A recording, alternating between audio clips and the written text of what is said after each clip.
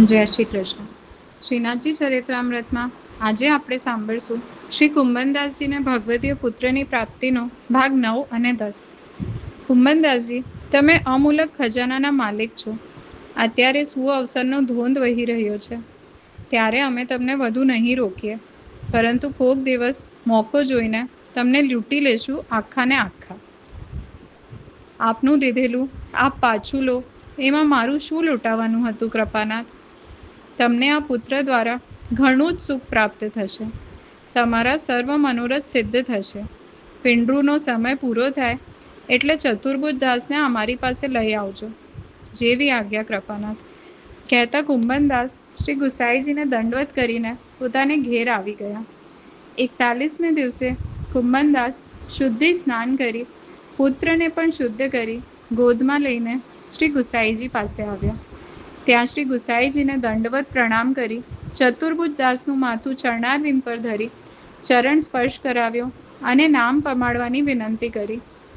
શ્રી ગુસાઈજીએ કંઈક વિચાર કરી સસ્મિત વદને ઉત્તર આપ્યો, રાજભોગ સર્યા પછી નામ પણ પમાડશું અને આત્મનિવેદન પણ કરાવશું.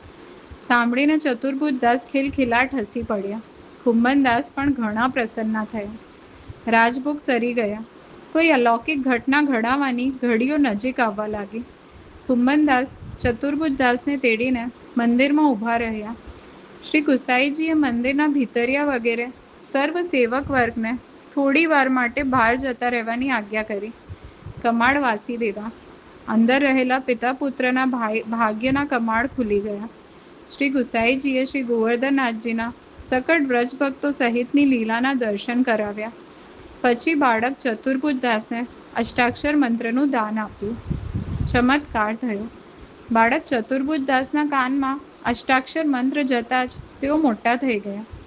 શ્રી ગોવર્ધનનાથજીના સાનિધ્યમાં શ્રી ગુસાઈજીએ આત્મનિવેદન મંત્ર બોલાવ્યો. ચતુર્ભુજ દાસ સ્પષ્ટ અને મધુર સ્વરે મંત્ર બોલી ગયા. શ્રીજીના ચરણોમાં તુલસી પત્ર સમર્પ્યા.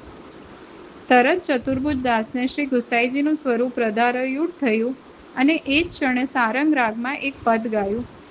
સેવક કી સુખ રાશિ સદા શ્રી વલ્લભ રાજકુમાર, દર્શન હિતે પ્રસન્ના હોય મન પુરુષોત્તમ અવતાર. કીર્તન પૂરું થતામાં તો શ્રી ગુસાઈજી અત્યંત પ્રસન્ના થઈ ગયા અને કુંભનદાસ તરફ વેદક દ્રષ્ટિએ જોયું. કુંભનદાસ ગડગડા થઈ ગયા.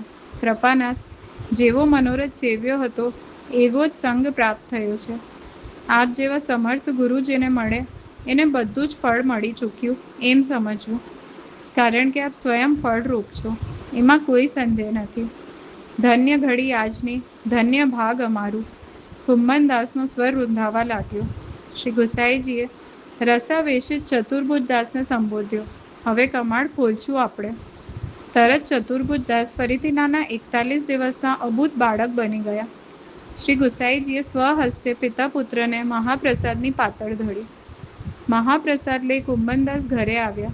પિતા પુત્ર જ્યારે જ્યારે પણ એકલા પડતા ત્યારે પુત્ર મોટા થઈ જતા અને શ્રી ગોવર્ધનનાથજીની લીલાના પ્રસંગોની પિતા સાથે ગૂઢ ભાવાર્થ સાથે ચર્ચા કરતા. કોઈ આવી જાય તો તરત ચતુર્ભુજદાસ નાના બાળક બની જતા. વળી કોઈક વાર પિતા પુત્ર એકાંતમાં સાથે સાથે કીર્તનોની પણ રસ લહાણ કરતા. લૌકિક રીતે જ્યાં સુધી કુંભનદાસ ચતુર્ભુજદાસને મંદિરમાં લઈ જઈ શ્રી ગોવર્ધનનાથજીના દર્શન ન કરાવતા ત્યાં સુધી ચતુર્ભુજદાસ દૂધનું પાન પણ ન કરતા. કુંભનદાસને પોતાના અલૌકિક ખજાનાનો વારસ મળી ગયો. શ્રી હરિની અકળ લીલાના પ્રથમથી જ સાક્ષીદાર રહેલા કુંભનદાસના મનનો ભાર હળવો થઈ ગયો. જય શ્રી કૃષ્ણ.